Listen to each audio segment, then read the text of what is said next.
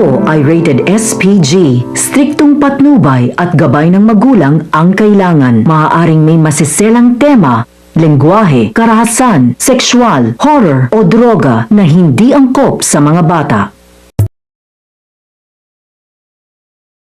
Mapapanood na ni Robert ang video nilang mag-asawa sa hagdan. Malalaman na niya ang tunay na dahilan ng pagkakahulog niya. Dead end na nga ba si Moira? Magandang araw at welcome back sa aking channel, mga kaganapan sa abot kamay na pangarap.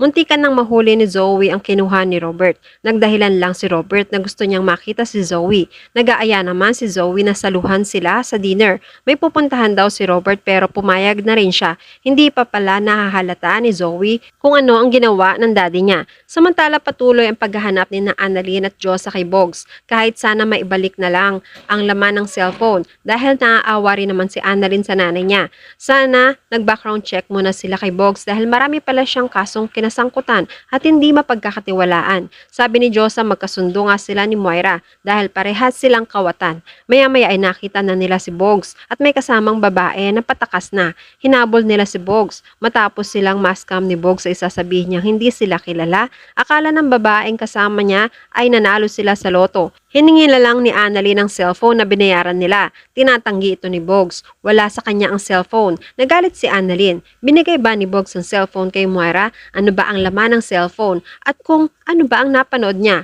Kahit hindi na lang ang mismong cellphone, kahit yung laman na lang ng cellphone, naiintindihan naman ni Annalyn si Bogs dahil gipit lang siya. Gawin na lang niya ang tama. Maraming matutulungan ang cellphone na yon. Tinakot ni Josa na tatawag siya sa pulis. Inawat siya ng babae. Sa sobrang takot ni Bogs, tumakbo siya nang mabilis at hindi niya napansin ang sasakyan. Nabangga siya nito. Pero kahit ganun, tinulungan pa rin siya ni Annalyn. Nakaramdam ng bait si Bogs. Inamin niyang si Moira ang dahilan ng aksidente ni RJ at nawala na siya ng malay. Samantala, nakipagkita si Moira kay Balahadia. Binigyan niya ng pera para manahimik na siya dahil baka ikanta pa siya. Basta-basta na lang kasi pumupunta sa bahay nila si Balahadia. Nabanggit ni Balahadia na panay ang tanong ng asawa niya at mukhang walang tiwala si Robert kay Moira. Pero sa ganda niyang yan, maniniwala agad sa kanya si Doc RJ. Nagbanta si Moira na wag siyang babalik sa Apex at lalo sa bahay nila. Samantala, sa pag-uwi ni Moira, inabutan niya ang kasambahay. Kinamusta si Robert dahil magiging masaya ang dinner nila.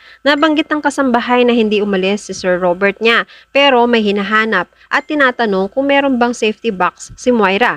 Nagtataka naman si Moira kung ano kaya ang hinahanap ni Robert. Samantala, sinalubong ni Moira si Robert. Nagpapasalamat siya dahil makakasama nila si Robert sa dinner.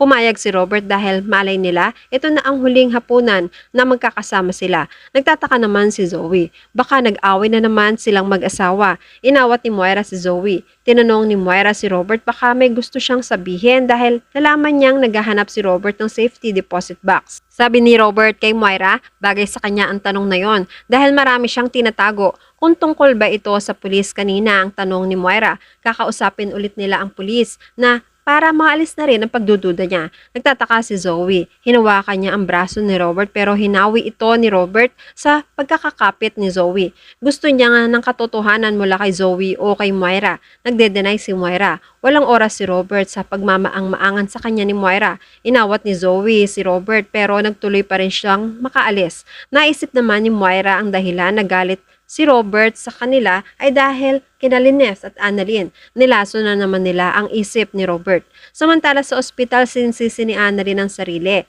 dahil sa pagkawala ni Bogs. Kung hindi niya sana hinabol at pinilit, baka hindi siya nasagasaan. Pero sabi ni Lineth, hindi niya ito kasalanan dahil ginawa lang niya ang tama.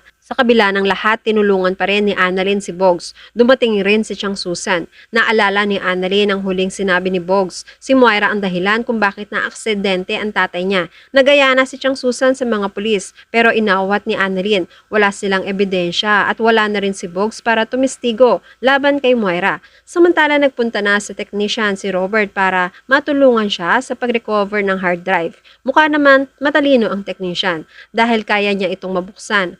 Wala naman nakita ang technician na problema sa hard drive pero napansin niya ang mga laman nito ay burado. Nakikiusap si Robert, baka may paraan pa. Sabi ng technician magagawa naman ng paraan pero maliit na rin ang tsansa na magawa ito. Pero susubukan pa rin niya. Samantala malalim ang iniisip ni Lineth sa kwarto ni Carlos. Kinuwento niya ang mga nangyari tungkol sa cellphone at kay Bogs. Tinanong siya ni Carlos kung may nahanap na ba siyang venue para sa kasal nila. Alam niyang hindi na maaalis kay Lynette ang pag-aalala nito sa kaso ni RJ dahil parte na siya ng buhay nito. Dahil tatay siya ni Annalyn, humingi ng pasensya si Lynette. Dapat si Carlos ang priority niya dahil pinagdasal niya ang lalaking magmamahal sa kanya at mamahalin niya. Niyakap niya si Carlos. Samantala na ikwento na ni Annalyn kay Robert na bago mawala si Bugs, umamin siya na si Moira ang dahilan ng aksidente niya. Hindi agad naniniwala si Robert dahil baka nagsisinungaling lang si Bugs. Hindi naman sa kinakampihan niya si Moira, wala rin kasing ebidensya. Dumiretso na rin si Robert sa pag-uwi. Samantala sinisisi ni Moira si Balahadja sa pagpunta sa bahay dahil maaaring marami na siyang naikwento. Binanggit niya rin na may hinahanap si Robert. Biglang napaisip at kinabahan si Zoe na baka ang hard drive ang hinahanap nito. Umakyat siya sa kwarto at nung hanapin niya ay wala na ang hard drive. Takot na takot si Zoe. Nagtataka si Moira kung ano ba ang laman ng CCTV footage. Sinabi ni Zoe na ito ang aksidente ng daddy niya. Natataranta si Moira. Ang hindi nila alam, kanina pa pala nasa pintuan si Robert at kanina pa rin nakikinig. Kinabukasan kinausap ni Robert si Zoe. Narinig niya na nag-uusap sila mag-ina.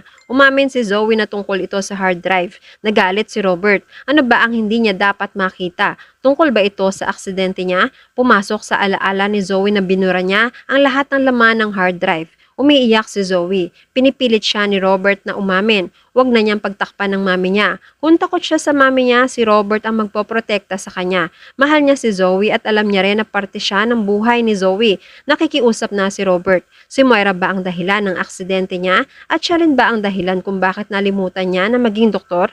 Sa teaser, pupunta si Annalyn sa Apex para makausap si Moira kung nakuha ba niya ang cellphone. Pero si Zoe ang inabutan niya at magtatalo rin sila. Walang laban si Annalyn sa mami niya. Mag-isip-isip na si Zoe ang sabi ni Annalyn dahil malapit nang dumating ang karmang matagal na nilang inaantay.